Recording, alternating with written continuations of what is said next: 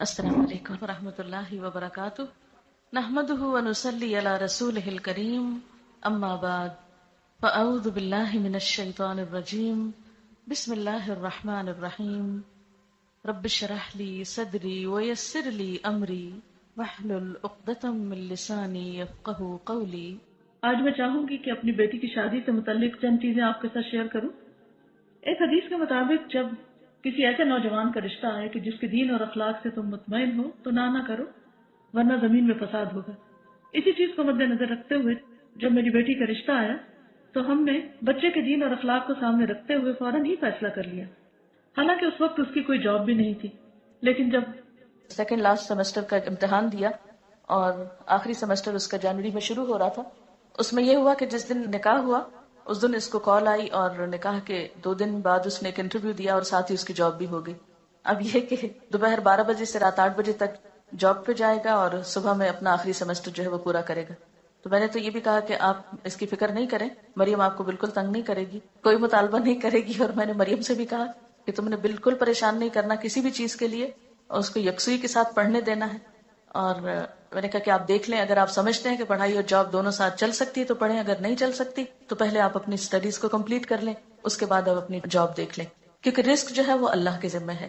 انسان جب مال اور دین میں سے 2 کا انتخاب کرے تو میں سمجھتی ہوں کہ دین کا انتخاب کرنا چاہیے، کیونکہ دین کے ساتھ مال تو مل جائے گا لیکن مال کے ساتھ دین کا آنا اس کی کوئی گارنٹی نہیں۔ نبی صلی اللہ علیہ وسلم نے فرمایا کہ 4 چیزیں خوش قسمتی کی علامت ہے: نیک بیوی، کھلا گھر، نیک ہمسایہ، اچھی سواری۔ اور 4 چیزیں بدبختی کی علامت ہے: بری بیوی، برا ہمسایہ، بری سواری اور تنگ گھر۔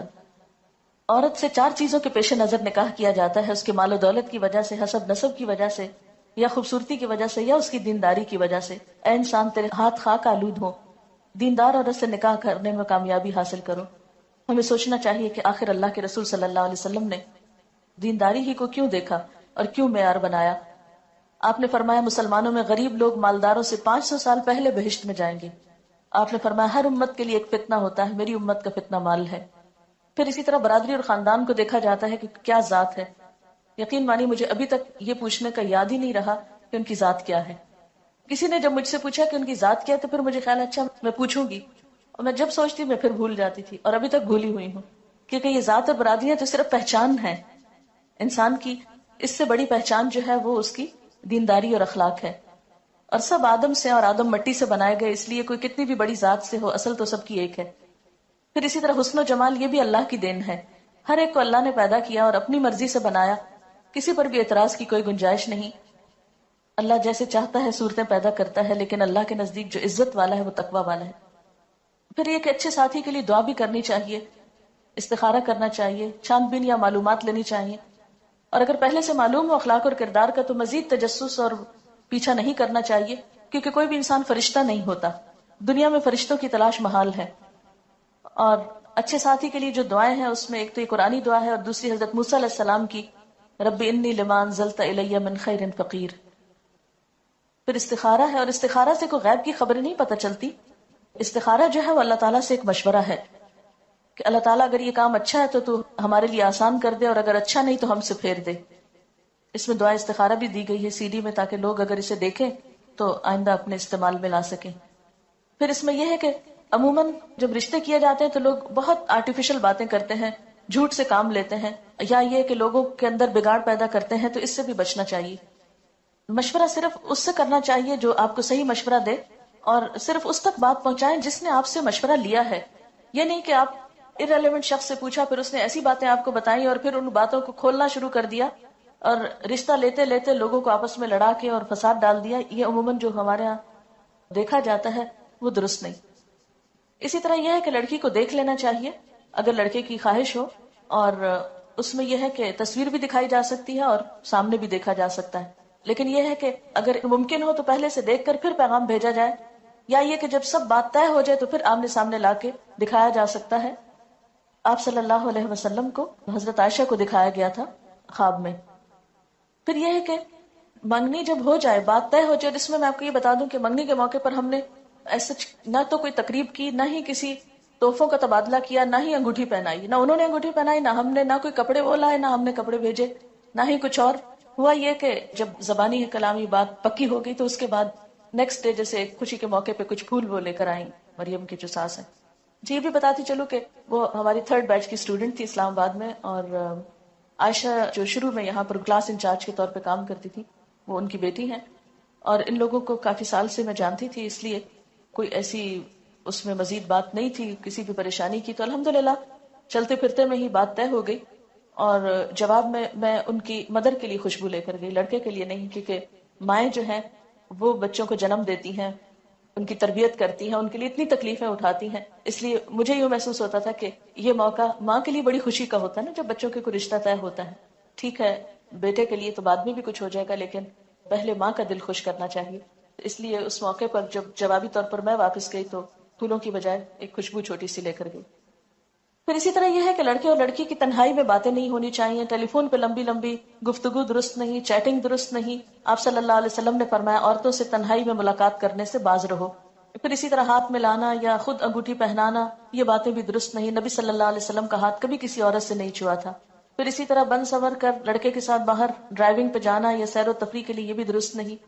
پھر یہ کہ رشتہ دیکھنے کے بعد بعض اوقات ہم ریجیکٹ کرتے ہیں تو اس میں طرح طرح کے نقص نکالتے ہیں، ناک ایسا ہے، قد ایسا ہے، رنگ ایسا ہے، اور اس کو ہر جگہ مشہور کرتے پھرتے ہیں. قرآن پاک میں اللہ تعالیٰ فرماتے ہیں کہ آپس میں ایک دوسرے پر تان نہ کرو، کسی کے برے نام نہ رکھو. ایمان لانے کے بعد فسق میں نام پیدا کرنا بہت ہی برا ہے. پھر اسی طرح ہمارے ہاں صرف لڑکے والے پیغام بھیجتے ہیں، لڑکی والے نہیں بھیج سکتے، بہت مایوب سمجھا جاتا ہے. حالانکہ اگر اس میں ہم دیکھتے ہیں کہ حضرت عمر کی بیٹی حضرت حفصہ جو تھی جب وہ بیوہ ہوئی تو وہ خود حضرت ابوبکر کے پاس پیغام لے کر گئے کہ میری بیٹی سے نکاح کر لو. تو اس میں کوئی مایوب بات نہیں ہے. پھر یہ کہ منگنی ہمارے ہاں ایک بہت بڑا فنکشن اور ایک بہت بڑا بوجھ بنتا چلا جا رہا ہے. منگنی کا اصل مقصد یہ ہوتا ہے کہ اس بچی کے لیے پھر کوئی اور پیغام نہ بھیجے، اس کا اعلان کر دیا جائے تاکہ یہ پتہ چلے کہ یہ بچی فلاں سے منسوب ہو چکی ہے. اور فرمایا کہ کوئی مسلمان کسی دوسرے مسلمان کے پیغام پر پیغام نہ بھیجے، نہ کوئی کسی کی فروخت شدہ چیز پہ اپنی چیز بیچے، اور نہ ہی کسی عورت کو نکاح کا پیغام بھیجے جس کے لیے کسی اور نے پیغام بھیجا ہو. پھر یہ ہے کہ اگر ایک پیغام بھیجنے کے بعد ارادہ ترک کر دے تو دوسرا پیغام بھیج سکتا ہے. اس سے پتہ چلتا ہے کہ ہمارا دین ہم سب کے احساسات اور جذبات کا کتنا خیال رکھتا ہے. حضرت علی رضی اللہ تعالیٰ عنہ نے حضرت فاطمہ کے لیے شادی کا پیغام بھجوایا، آپ نے اسے قبول کر لیا، بس یہی منگنی تھی. کیونکہ بات انسان کی یہ عہد سب سے بڑی بات ہوتی ہے. مردوں کے لیے سونے کی انگوٹھی پہننا جو ہے وہ درست نہیں. آپ نے فرمایا کہ تم میں سے کوئی شخص آگ کے انگارے ہاتھ میں پہننا چاہتا ہے تو وہ سونے کی انگوٹھی پہن لیتا ہے. پھر اسی طرح جہیز، بہت سے لوگوں نے یہ سوال کیا کہ آپ نے جہیز میں کیا دیا. بات یہ ہے کہ بلیو می میں اس سارے عرصے میں ایک دفعہ بھی بازار نہیں گئی. کچھ مریم کو ضرورت کی چیزیں چاہیے تھی، مریم یہاں نہیں تھی، جیسے جوتے لانے تھے تو تیمیہ یا اسما کے سائز پہ ادریس صاحب ساتھ چلے گئے اور یہ لوگ جا کے جوتے لے آئے، اور اسی طرح کسی کے ساتھ ان کو بھیج کر کچھ ضروری چیزیں جو تھی وہ لی گئی. باقی یہ کہ اسلام آباد کا گھر جب سے میں آئی ہوں ایک طرح سے پیک پڑا تھا. جو میری اب فالتو چیزیں تھی استعمال ہونے کا اتفاق، اب مجھے لگ رہا تھا کہ میں نے تو ان کو استعمال نہیں کرنا. وہ میں نے مریم سے کہا کہ بیٹا اب تم ان کو لے جاؤ. وہاں ان کی ساس کہنے لگی کہ ہمیں ضرورت نہیں ہے اس لیے کہ ہمارے گھر میں سب کچھ ہے، اور مجھے بھی یہی لگتا تھا کہ وہاں پر کوئی جہیز کی ایسا ضرورت نہیں، اس لیے باہر سے تو کوئی اس طرح کی خریداری نہیں کی گئی. کچھ چیزیں جو گھروں میں عام طور پر کچھ نہ کچھ رکھا ہوتا ہے اس کو میں نے نکال کر گھر صاف کر دیا. تو جب وہ کہتے تھے کہ یہ ہم کس طرح سنبھالیں تو میں کہتے ہیں یہ آپ مجھ پر احسان کریں گے اگر میرے سے یہ چیزیں جو ہے ہٹ جائیں تاکہ میں یہاں آؤں تو مجھے اب سب کچھ خالی خالی صاف ستھرا نظر آئے کہ میں اپنا کام زیادہ بہتر طور پہ کر سکوں. تو الحمدللہ ایسا کوئی فرنیچر نہیں، کوئی کچھ نہیں، بلکہ اس کی جو بڑی نند ہے عائشہ، انہوں نے ان کا جو بیڈ روم ہے اس کا فرنیچر لیا، اور اسی طرح چھوٹی موٹی چیزیں کچھ گفٹ تھے رشتہ داروں کی طرف سے تو اس میں کام چل گیا. لیکن کوئی ایسی تیاری اس طرح کی لمبی چوڑی شاپنگ یا وہ چیزیں نہیں تھی. جہیز میں عام طور پر یہ ہے کہ قرض لیا جاتا ہے اور اس کی کمائی کے لیے آدمی لوگ جو ہیں وہ رشوت وغیرہ لینے پہ مجبور ہوتے ہیں. بعض اوقات کم چیزیں لانے پہ لڑکی کو تانے دیے جاتے ہیں، اور اسراف اور دکھاوا بھی اس میں بہت ہوتا ہے. تو اس میں یہ تھا کہ انسان ضرورت کی چیز تو اپنے لیے استعمال کرتا ہے، دکھاوے کا معلوم نہیں، اس میں دوسروں کو بتانے کی کیا ضرورت ہے. ایک عالمی ادارے کی رپورٹ کے مطابق پاکستان میں 1 کروڑ سے زائد لڑکیاں شادی کے انتظار میں ہیں. 40 لاکھ لڑکیاں ایسی ہیں جن کی شادی کی عمر بھی گزر گئی ہے. اور اس میں ایک بہت بڑی وجہ کیا ہے؟ جہیز کا نہ ہونا، یہ جہیز کا سٹینڈرڈ کے مطابق نہ ہونا. شادی کس کے ساتھ ہوتی ہے؟ لڑکی کے ساتھ یا جہیز کے ساتھ؟ آدم کے بیٹے کے پاس 2 وادیاں مال و دولت سے بھری ہوں تو وہ تیسری کے لیے خواہش کرے گا. حضرت علی کہتے ہیں کہ حضور صلی اللہ علیہ وسلم نے حضرت فاطمہ کو جہیز میں 1 چادر، 1 مشکیزہ اور 1 چمڑے کا تکیہ دیا تھا جس میں اذخر کی گھاس بھری ہوئی تھی. حضرت اسما کہتی ہیں کہ فاطمہ جب رخصت کر کے حضرت علی کے ہاں بھیجی گئی تو ہم نے ان کے گھر میں اس کے سوا کچھ نہ پایا کہ وہاں ریت بچھی ہوئی تھی، 1 تکیہ تھا جو کھجور کی چھال سے بھرا ہوا تھا، 1 گھڑا اور 1 پانی پینے کا پیالہ تھا. یہ کوئی ہماری طرح کا مروجہ جہیز نہیں تھا، انتہائی ضرورت کی چیزیں تھیں. سنت میں جہیز کی کوئی حیثیت نہیں. اور حضرت علی کے لیے وہ چیزیں بھیجنا بھی کس لیے تھا کہ آپ حضرت علی کی بھی کفالت کرتے تھے. گھر کی ضروریات کا انتظام کرنا لڑکی کے والدین کی نہیں، خود لڑکے کی ذمہ داری ہے. اس موقع پر لڑکے کو الٹا مہر دینا ہوتا ہے، اور اس کے لیے بھی ہم نے کوئی ایسی قرارداد طے نہیں کی کہ کتنا ہوگا اور کیا ہوگا. اور انہوں نے پوچھا بھی ہم سے کہ آپ کے ہاں کیا ہوتا ہے. ہم نے کہا ہمارے ہاں کچھ بھی نہیں ہوتا، جو آپ کرنا چاہیں آپ خوشی سے کر سکتے ہیں. عموماً جہیز اس لیے دیا جاتا ہے کہ لڑکی کو وراثت میں حصہ نہ دینا ہو، جبکہ وراثت میں حصہ دینا فرض میں ہے، اور جہیز دینا نہ نفل ہے نہ سنت ہے. یہ ویسے اپنی خوشی کی بات ہے، تحفے کے طور پر کچھ بھی آپ دینا چاہیں یا گھر صاف کرنے کے لیے تو دے سکتے ہیں. پھر کچھ رسومات ہمارے ہاں بہت رواج پا گئی ہیں. شادی سے کچھ ہفتے پہلے یا اس کے بعد تاریخ مقرر کرنے کی جو رسم ہوتی ہے. پھر اسی طرح یہ ہے کہ وقت بھی ضائع ہوتا ہے، پیسوں کی بھی ناقدری، عبادات میں کوتاہی. تو الحمدللہ اس موقع پر کوئی نماز، کسی نماز میں تاخیر نہیں ہوئی، کوئی ایسا اسراف اور دکھاوا نہیں ہوا، کوئی سٹیج نہیں تیار کی گئی تھی، اس کے بغیر بھی شادی ہو گئی. پھر اسی طرح کوئی پیلا جوڑا نہیں پہنایا گیا، بلکہ میں نے شدت سے منع کیا تھا کہ ایسا کوئی رنگ مجھے نظر بھی نہ آئے. بعضو کہتا تھا نا کہ بھول کے انسان کوئی ایسی چیز پہلے پہن لیتا ہے. پوری طرح اس رسم کو جو ہے وہ ختم کرنا ہے. اب یہ دیکھیں، یہ دو تصویریں ہیں، ایک انڈین تصویر ہے اور ایک پاکستانی. دونوں میں کیا فرق نظر آ رہا ہے آپ ہی پہچان سکتے ہیں، مجھے تو پہچان نہیں ہو رہی. پھر جہیز کی نمائش، یہ بھی دو کمپیریزن ہے. پھر اسی طرح یہ ہے کہ ٹھیک ہے اگر کچھ تفریح ہو رہی ہے یا گانا بجانا ہو رہا ہے تو اس میں ڈانس کی تو کوئی گنجائش نہیں نکلتی. نبی صلی اللہ علیہ وسلم نے فرمایا جس گھر میں گھنگرو اور گھنٹے ہوں اس میں رحمت کے فرشتے داخل نہیں ہوتے، نہ ہی فرشتے ان لوگوں کے ساتھ رہتے ہیں جو گھنٹے استعمال کرتے ہیں. اپنے ہاتھوں سے اپنے آپ کو ہلاکت میں مت ڈالو، یعنی اللہ کی رحمت کو کیوں دور کرتے ہیں ہم ایسی چیزوں سے. آپ نے فرمایا اس امت کے لوگوں پر زمین میں دھنسانے، شکلیں مسخ ہونے اور پتھروں کی بارش برسنے کا عذاب آئے گا. مسلمانوں میں سے کسی نے عرض کیا یا رسول اللہ صلی اللہ علیہ وسلم یہ کب ہوگا؟ آپ نے فرمایا جب گانے بجانے والی عورتیں ظاہر ہوں گی، آلات موسیقی عام استعمال ہوں گے اور شرابیں پی جائیں گی. ترمذی کی روایت ہے. پھر اسی طرح مہندی کی تقریب میں ایک دوسرے پہ طنز، برا بلا کہنا، مذاق اڑانا، یہ بھی اسلامی تعلیمات کے برعکس ہے. پھر اسی طرح مہندی کے موقع پر کھانوں کا اہتمام جو ہے اور اس میں خصوصی ڈیکوریشن یلو کلر میں، یہ تو درست نہیں، لیکن مہندی لگانا درست ہے. اس موقع پر ایسا کیا تھا کہ ہاسٹل کی سب بچیوں کو ہم نے اکٹھا کر لیا تھا باہر سے. صرف میری بہنیں تھی، مریم کی جو نندیں ہیں انہوں نے مریم کو مہندی لگائی اور میں نے ہاسٹل کی سب بچیوں کے ہاتھ پہ کچھ کچھ لگایا. اوٹ پٹانگ لکیریں ادھر ادھر تھوڑا تھوڑا. ایک بات بتانا میں بھول گئی کہ مریم چونکہ وہاں تھی تو میں نے کہا کہ کچھ کام تم شروع کرو، فارغ نہیں بیٹھو. تو کلاس نے اسماء الحسنہ نہیں ابھی پڑھے تھے، دو کلاسز اس وقت وہاں چل رہی ہیں، ایک تعلیم القرآن کورس کی اور ایک دوسری. تو اس نے ان کو اسماء الحسنہ سکھانے شروع کی، جیسے اسماء یہاں پر یہ صورتوں کے نام وغیرہ سکھاتی. تو جو آخری دن تھا، یعنی شادی کا جو دن تھا، نکاح کا دن، اس دن اس کا بس صرف ٹائم ٹیبل تھوڑا تبدیل کیا تھا کہ صبح صبح اس کی کلاس تھی، لیکن یہ کہ اس دن بھی اس نے پڑھایا. پھر اسی طرح یہ ہے کہ کھانوں میں بہت زیادہ اسراف ہوتا ہے. قرآن پاک میں اللہ تعالیٰ فرماتے وَلَا تُبَذِّرْ تَبْذِيرًا إِنَّ الْمُبَذِّرِينَ كَانُوا إِخْوَانَ الشَّيَاطِينِ وَكَانَ الشَّيْطَانُ لِرَبِّهِ كَفُورًا. فضول خرچی نہ کرو، فضول خرچ لوگ شیطان کے بھائی ہیں اور شیطان اپنے رب کا ناشکرا ہے. یعنی پیسے کا ضیاع محض دکھاوے میں اور اسراف میں، یہ شیطان کو خوش کرنے والی بات ہے، رحمان کو نہیں. اور اس میں اب ضرور آپ کو انتظار ہوگا کہ مریم نے پہنا کیا تھا. اس کو سفید رنگ کا جوڑا پہنایا تھا جس میں پنک کلر کی پائپنگ دوپٹے پہ لگی ہوئی تھی اور کچھ پنک کلر کی کڑھائی تھی اور پنک کلر کے موتیوں کا ہار تھا. یہ شادی کے موقع پر جو فنکشن تھا اس میں پہنایا تھا. اس کے بعد یہ ہوا کہ جب نکاح ہوا، تقریب ختم ہوئی، دعا ہوئی اور اس کے بعد یہ لوگ چلے گئے واپس. بعد میں جو ہمارے مہمان تھے انہوں نے کچھ کھانا کھایا اور اس میں یہ تھا کہ جو ہاسٹل کی بچیاں تھیں ان کو ہم نے کھانے میں شریک کیا. باہر سے ایس سچ ہم نے کھانے کے لیے لوگوں کو نہیں بلایا تھا، رشتہ داروں کو تو obviously سب جمع تھے، ان کو کھانا کھانا تھا، کچھ دوست بھی، لیکن باقاعدہ اس طرح کی تقریب نہیں تھی یا کھانے کے انویٹیشن جس طرح عموماً دیے جاتے ہیں وہ نہیں تھے. اس کے بعد یہ تھا کہ میں یہ چاہتی تھی کہ مریم سب نمازیں وغیرہ پڑھ لے اور عشاء کی نماز پڑھنے کے بعد اس کی رخصتی ہو تاکہ نماز میں کوئی حرج نہ آئے، کیونکہ اگر دن کو یہ چلی جاتی ہے 5-7 منٹ کے راستے پہ تو گھر تھا 10 منٹ کا ہارڈلی راستہ ہوگا جہاں اس کو جانا تھا. تو میں نے کہا کہ ابھی جا کے اگر سارا دن بیٹھی رہے گی، ذرا وہاں جھجکے گی یا اور لوگ بھی ہوں گے تو بہتر ہے کہ یہ اپنا ریلیکس ہو، آرام کرے گھر میں اور اس کے بعد جائے. یہاں ایک بات بتاؤ کہ اس موقع پہ مریم نے کوئی ناخن نہیں بڑھائے اور نہ ہی ناخنوں کے اوپر کوئی خاص چیز ایسی لگائی. اس کے بعد یہ تھا کہ رات کو اس کو دوبارہ پھر جب بھجوانا تھا تو اس کے لیے تیار کیا گیا تھا، تو اس موقع پر اس کو گولڈ پہنایا. اور چونکہ اب وہ اپنے شوہر کے لیے تیار ہو رہی تھی، نمائش کے لیے نہیں، تو میری چوڑیاں، جو کہ میرا سائز اب ہیوی ہو گیا ہے، تو میری ہی چوڑیاں کچھ رکھی ہوئی تھی کیونکہ مجھے تو بازار جانے کا اور کچھ بنوانے کا موقع نہیں تھا، تو ان کو میں نے اس کو دیا. اسی طرح میری اپنی کچھ جیولری پڑی ہوئی تھی، کچھ اس کے لیے گفٹ وغیرہ تھے، تو وہ اس کو پہنا کے اس کے ساتھ یہ تھا کہ رخصت کیا. اس میں یہ تھا کہ کسی خاص بیوٹی پارلر سے نہ کسی کو بلایا اور نہ ہی وہ کسی بیوٹی پارلر میں گئی اور نہ ہی اس کے لیے کوئی بہت اہتمام تھا. یہاں یسرا اور ایک آمنہ، ان کی مدر میری اسٹوڈنٹ ہے فرسٹ بیچ کی، تو دن میں انہوں نے اس کو تیار کیا تھا. شام میں میری ایک اور لسنر ہے، وہ بہت عرصے سے میرے پیچھے تھی کہ میں نے کچھ آپ کے لیے کرنا ہے، تو مجھے کسی نے کہا کہ وہ بہت اچھی دلہن تیار کر لیتی ہیں، تو میں نے کہا کہ ٹھیک ہے آپ انہیں کو بلا لیں. تو شام کے وقت انہوں نے اس کو تیار کیا. شام کے وقت اور کچھ لوگ نہیں تھے، صرف میرے بہن بھائی تھے اور میرے سسرال کے سب لوگ. السلام علیکم ورحمۃ اللہ وبرکاتہ. نحمده ونصلي على رسوله الكريم، اما بعد فاعوذ باللہ من الشیطان الرجیم، بسم اللہ الرحمن الرحیم. رب اشرح لي صدری ويسر لي امری واحلل عقدۃ من لسانی یفقهوا قولی.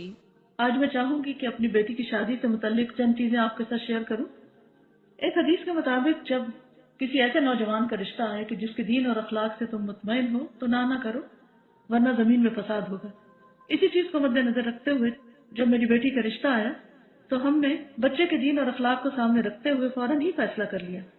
حالانکہ اس وقت اس کی کوئی جاب بھی نہیں تھی، لیکن جب سیکنڈ لاسٹ سیمسٹر کا امتحان دیا اور آخری سیمسٹر اس کا جنوری میں شروع ہو رہا تھا، اس میں یہ ہوا کہ جس دن نکاح ہوا اس دن اس کو کال آئی اور نکاح کے 2 دن بعد اس نے ایک انٹرویو دیا اور ساتھ ہی اس کی جاب بھی ہو گئی. اب یہ کہ دوپہر 12 بجے سے رات 8 بجے تک جاب پہ جائے گا اور صبح میں اپنا آخری سیمسٹر جو ہے وہ پورا کرے گا. تو میں نے تو یہ بھی کہا کہ آپ اس کی فکر نہیں کریں، مریم آپ کو بالکل تنگ نہیں کرے گی، کوئی مطالبہ نہیں کرے گی. اور میں نے مریم سے بھی کہا کہ تم نے بالکل پریشان نہیں کرنا کسی بھی چیز کے لیے، اور اس کو یکسوئی کے ساتھ پڑھنے دینا ہے. اور میں نے کہا کہ آپ دیکھ لیں، اگر آپ سمجھتے ہیں کہ پڑھائی اور جاب دونوں ساتھ چل سکتی ہے تو پڑھیں، اگر نہیں چل سکتی تو پہلے آپ اپنی اسٹڈیز کو کمپلیٹ کر لیں، اس کے بعد آپ اپنی جاب دیکھ لیں، کیونکہ رزق جو ہے وہ اللہ کے ذمہ ہے. انسان جب مال اور دین میں سے 2 کا انتخاب کرے تو میں سمجھتی ہوں کہ دین کا انتخاب کرنا چاہیے، کیونکہ دین کے ساتھ مال تو مل جائے گا لیکن مال کے ساتھ دین کا آنا اس کی کوئی گارنٹی نہیں. نبی صلی اللہ علیہ وسلم نے فرمایا کہ 4 چیزیں خوش قسمتی کی علامت ہے: نیک بیوی، کھلا گھر، نیک ہمسایہ، اچھی سواری. اور 4 چیزیں بدبختی کی علامت ہیں: بری بیوی، برا ہمسایہ، بری سواری اور تنگ گھر. عورت سے 4 چیزوں کے پیش نظر نکاح کیا جاتا ہے: اس کے مال و دولت کی وجہ سے، حسب نسب کی وجہ سے، یا خوبصورتی کی وجہ سے، یا اس کی دینداری کی وجہ سے. اے انسان تیرے ہاتھ خاک آلود ہو، دیندار عورت سے نکاح کرنے میں کامیابی حاصل کرو. ہمیں سوچنا چاہیے کہ آخر اللہ کے رسول صلی اللہ علیہ وسلم نے دینداری ہی کو کیوں دیکھا اور کیوں معیار بنایا. آپ نے فرمایا مسلمانوں میں غریب لوگ مالداروں سے 500 سال پہلے بہشت میں جائیں گے. آپ نے فرمایا ہر امت کے لیے ایک فتنہ ہوتا ہے، میری امت کا فتنہ مال ہے. پھر اسی طرح برادری اور خاندان کو دیکھا جاتا ہے کہ کیا ذات ہے. یقین مانی مجھے ابھی تک یہ پوچھنے کا یاد ہی نہیں رہا کہ ان کی ذات کیا ہے. کسی نے جب مجھ سے پوچھا کہ ان کی ذات کیا ہے تو پھر مجھے خیال اچھا میں پوچھوں گی، اور میں جب سوچتی میں پھر بھول جاتی تھی اور ابھی تک بھولی ہوئی ہوں. کیونکہ یہ ذات اور برادریاں تو صرف پہچان ہے انسان کی، اس سے بڑی پہچان جو ہے وہ اس کی دینداری اور اخلاق ہے. اور سب آدم سے اور آدم مٹی سے بنائے گئے، اس لیے کوئی کتنی بھی بڑی ذات سے ہو اصل تو سب کی ایک ہے. پھر اسی طرح حسن و جمال یہ بھی اللہ کی دین ہے. ہر ایک کو اللہ نے پیدا کیا اور اپنی مرضی سے بنایا، کسی پر بھی اعتراض کی کوئی گنجائش نہیں. اللہ جیسے چاہتا ہے صورتیں پیدا کرتا ہے، لیکن اللہ کے نزدیک جو عزت والا ہے وہ تقوی والا ہے. پھر ایک اچھے ساتھی کے لیے دعا بھی کرنی چاہیے، استخارہ کرنا چاہیے، چھان بین یا معلومات لینی چاہیے. اور اگر پہلے سے معلوم ہو اخلاق اور کردار کا تو مزید تجسس اور پیچھا نہیں کرنا چاہیے، کیونکہ کوئی بھی انسان فرشتہ نہیں ہوتا. دنیا میں فرشتوں کی تلاش محال ہے. اور اچھے ساتھی کے لیے جو دعائیں ہیں اس میں ایک تو یہ قرآنی دعا ہے اور دوسری حضرت موسیٰ علیہ السلام کی رب انی لما انزلت الی من خیر فقیر. پھر استخارہ ہے، اور استخارہ سے کوئی غیب کی خبریں نہیں پتہ چلتی. استخارہ جو ہے وہ اللہ تعالیٰ سے ایک مشورہ ہے کہ اللہ تعالیٰ اگر یہ کام اچھا ہے تو ہمارے لیے آسان کر دے، اور اگر اچھا نہیں تو ہم سے پھیر دے. اس میں دعا استخارہ بھی دی گئی ہے CD میں، تاکہ لوگ اگر اسے دیکھیں تو آئندہ اپنے استعمال میں لا سکیں. پھر اس میں یہ ہے کہ عموماً جب رشتے کیے جاتے ہیں تو لوگ بہت آرٹیفیشل باتیں کرتے ہیں، جھوٹ سے کام لیتے ہیں، یا یہ کہ لوگوں کے اندر بگاڑ پیدا کرتے ہیں، تو اس سے بھی بچنا چاہیے. مشورہ صرف اس سے کرنا چاہیے جو آپ کو صحیح مشورہ دے، اور صرف اس تک بات پہنچائیں جس نے آپ سے مشورہ لیا ہے. یہ نہیں کہ آپ irrelevant شخص سے پوچھا، پھر اس نے ایسی باتیں آپ کو بتائیں اور پھر ان باتوں کو کھولنا شروع کر دیا اور رشتہ لیتے لیتے لوگوں کو آپس میں لڑا کے اور فساد ڈال دیا. یہ عموماً جو ہمارے ہاں دیکھا جاتا ہے وہ درست نہیں. اسی طرح یہ ہے کہ لڑکی کو دیکھ لینا چاہیے اگر لڑکے کی خواہش ہو، اور اس میں یہ ہے کہ تصویر بھی دکھائی جا سکتی ہے اور سامنے بھی دیکھا جا سکتا ہے. لیکن یہ ہے کہ اگر ممکن ہو تو پہلے سے دیکھ کر پھر پیغام بھیجا جائے، یا یہ کہ جب سب بات طے ہو جائے تو پھر آمنے سامنے لا کے دکھایا جا سکتا ہے. آپ صلی اللہ علیہ وسلم کو حضرت عائشہ کو دکھایا گیا تھا خواب میں. پھر یہ ہے کہ منگنی جب ہو جائے، بات طے ہو جائے، اس میں آپ کو یہ بتا دوں کہ منگنی کے موقع پر ہم نے ایسا نہ تو کوئی تقریب کی، نہ ہی کسی تحفوں کا تبادلہ کیا، نہ ہی انگوٹھی پہنائی. نہ انہوں نے انگوٹھی پہنائی، نہ ہم نے، نہ کوئی کپڑے وہ لائے، نہ ہم نے کپڑے بھیجے، نہ ہی کچھ اور. ہوا یہ کہ جب زبانی کلامی بات پکی ہو گئی تو اس کے بعد نیکسٹ ڈے جیسے خوشی کے موقع پہ کچھ پھول وہ لے کر آئیں مریم کی جو ساس ہیں. جی یہ بھی بتاتی چلو کہ وہ ہماری 3rd بیچ کی اسٹوڈنٹ تھی اسلام آباد میں، اور عائشہ جو شروع میں یہاں پر کلاس انچارج کے طور پہ کام کرتی تھی وہ ان کی بیٹی ہیں. اور ان لوگوں کو کافی سال سے میں جانتی تھی، اس لیے کوئی ایسی اس میں مزید بات نہیں تھی کسی بھی پریشانی کی. تو الحمدللہ چلتے پھرتے میں ہی بات طے ہو گئی. اور جواب میں ان کی مدر کے لیے خوشبو لے کر گئی، لڑکے کے لیے نہیں، کیونکہ مائیں جو ہیں وہ بچوں کو جنم دیتی ہیں، ان کی تربیت کرتی ہیں، ان کے لیے اتنی تکلیفیں اٹھاتی ہیں. اس لیے مجھے یہ محسوس ہوتا تھا کہ یہ موقع ماں کے لیے بڑی خوشی کا ہوتا ہے نا، جب بچوں کے کوئی رشتہ طے ہوتا ہے. ٹھیک ہے بیٹے کے لیے تو بعد میں بھی کچھ ہو جائے گا، لیکن پہلے ماں کا دل خوش کرنا چاہیے. اس لیے اس موقع پر جب جوابی طور پر میں واپس گئی تو پھولوں کی بجائے ایک خوشبو چھوٹی سی لے کر گئی. پھر اسی طرح یہ ہے کہ لڑکے اور لڑکی کی تنہائی میں باتیں نہیں ہونی چاہیے، ٹیلی فون پہ لمبی لمبی گفتگو درست نہیں، چیٹنگ درست نہیں. آپ صلی اللہ علیہ وسلم نے فرمایا عورتوں سے تنہائی میں ملاقات کرنے سے باز رہو. پھر اسی طرح ہاتھ میں لانا یا خود انگوٹھی پہنانا یہ باتیں بھی درست نہیں. نبی صلی اللہ علیہ وسلم کا ہاتھ کبھی کسی عورت سے نہیں چھوا تھا.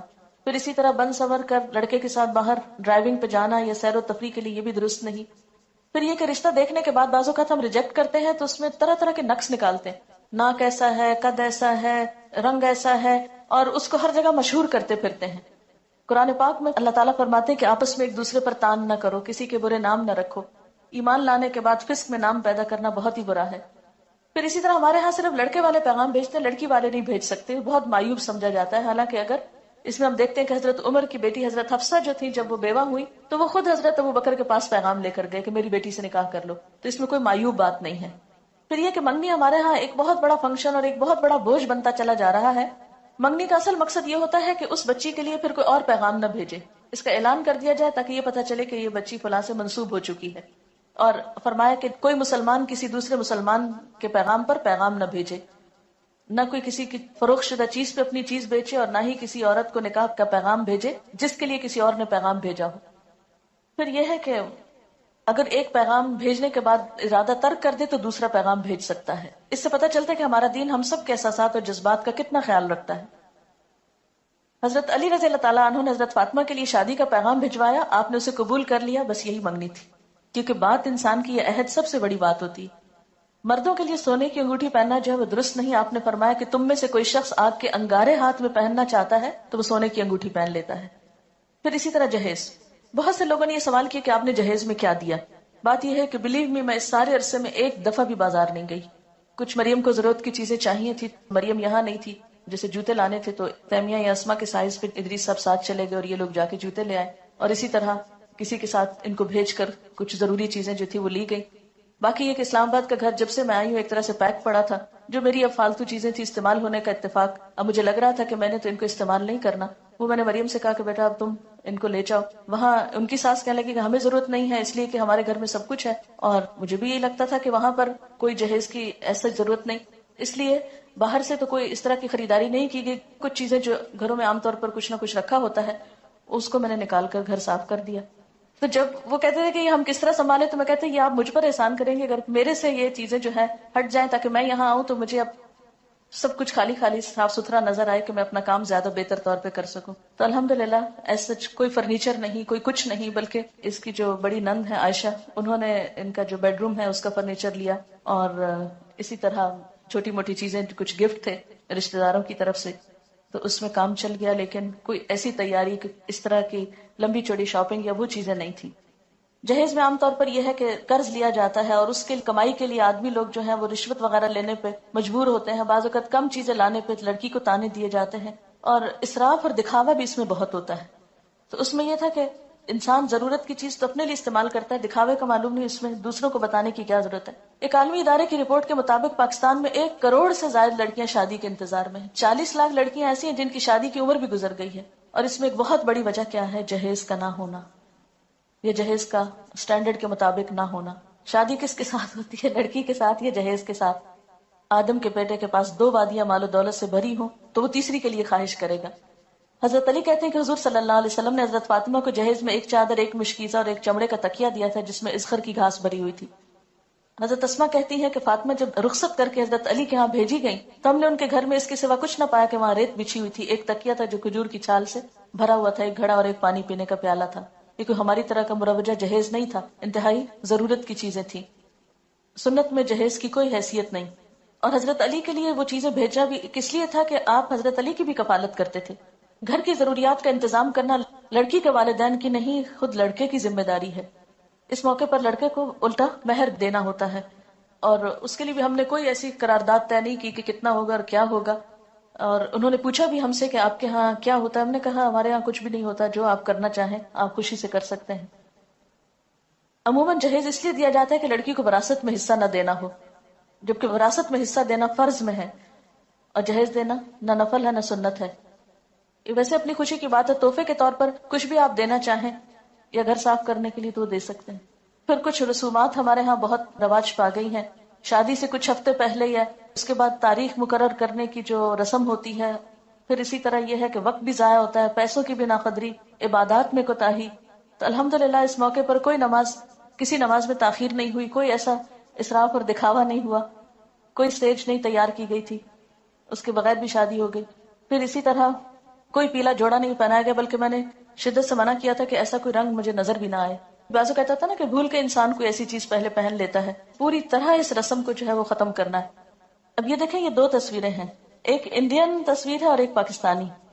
دونوں میں کیا فرق نظر آ رہا ہے؟ آپ ہی پہچان سکتے ہیں، مجھے تو پہچان نہیں ہو رہی۔ پھر جہیز کی نمائش، یہ بھی 2 کمپیریزن ہے۔ پھر اسی طرح یہ ہے کہ ٹھیک ہے اگر کچھ تفریح ہو رہی ہے یا گانا بجانا ہو رہا ہے تو اس میں ڈانس کی تو کوئی گنجائش نہیں نکلتی۔ نبی صلی اللہ علیہ وسلم نے فرمایا جس گھر میں گھنگرو اور گھنٹے ہوں اس میں رحمت کے فرشتے داخل نہیں ہوتے، نہ ہی فرشتے ان لوگوں کے ساتھ رہتے ہیں جو گھنٹے استعمال کرتے ہیں۔ اپنے ہاتھوں سے اپنے آپ کو ہلاکت میں مت ڈالو، یعنی اللہ کی رحمت کو کیوں دور کرتے ہیں ہم ایسی چیزوں سے۔